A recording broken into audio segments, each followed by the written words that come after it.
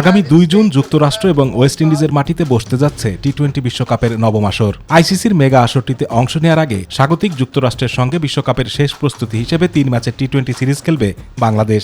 21, 23 ও 25 মে হবে সিরিজের ম্যাচগুলো। এদিকে দেশ ছাড়ার আগে বুধবার রাতে বিমানবন্দরে পরিবারকে নিয়ে হাজির হন তাসকিন, সৌম্য ও লিটন দাসরা,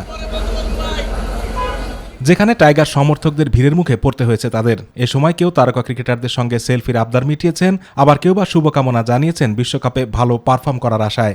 খুব ভালো লাগতেছে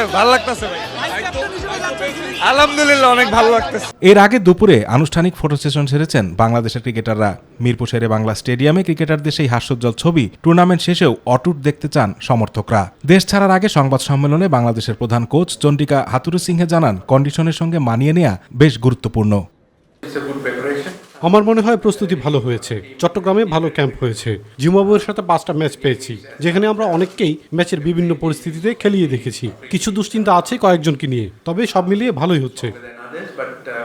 অন্যদিকে নিজেদের লক্ষ্যের কথা জানিয়ে অধিনায়ক শান্ত বলেছিলেন, গ্রুপ পর্বটা পার করাই এখন মূল লক্ষ্য।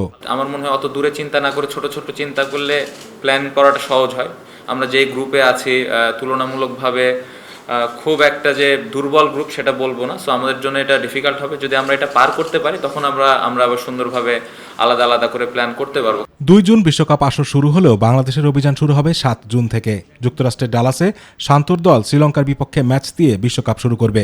10 জুন বাংলাদেশ লড়বে দক্ষিণ আফ্রিকার বিপক্ষে। পরবর্তীতে 13 জুন নেদারল্যান্ডস এবং 17 জুন নেপালের বিপক্ষে ম্যাচ দিয়ে গ্রুপ পর্ব শেষ করবে বাংলাদেশ। আতিকুর রহমান তিতাস, মাই টিভি।